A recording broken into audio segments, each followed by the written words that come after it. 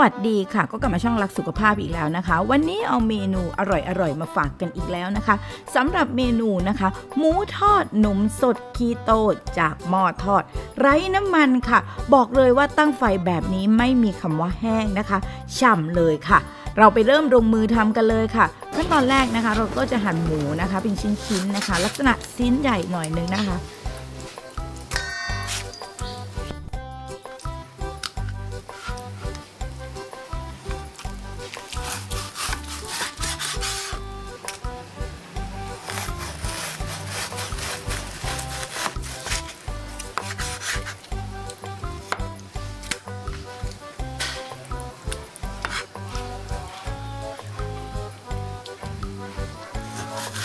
หลังจากนั้นเรามาทำการหมักกันค่ะเราจะใช้ซอสหอยนางรมนะคะคีโตค่ะ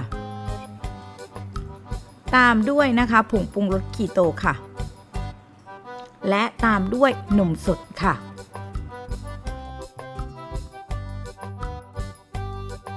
สุดท้ายพริกไทยค่ะ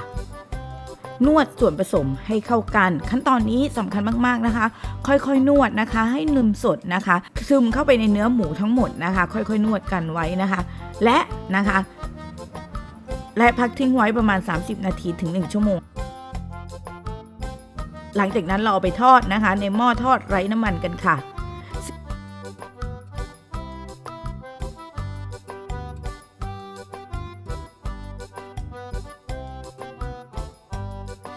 ซึ่งเราจะตั้งไฟนะคะเดี๋ยวดูสัดส่วนไฟกันค่ะเราจะตั้งนะคะเป็นเวลา10นาทีนะคะไฟที่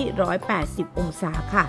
พอ10นาทีเรากลับข้างค่ะและตั้งไปอีกค่ะ10นาที180องศาเราก็จะได้หมูทอดในลักษณะชุ่มฉ่ำอย่างนี้นะคะและจะเห็นได้ว่านะคะน้ำมันที่ออกจากตัวหมูก็เยอะนะคะพอสมควรเลยค่ะหลังจากนั้นเราก็มาหั่นกันนะคะหั่น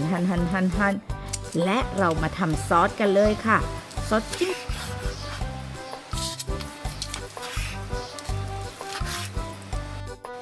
แจ่วกันนะคะเราจะใช้นะคะน้ำปลาคีโตค่ะตามด้วยพริกป่นค่ะและน้ำมะนาวค่ะ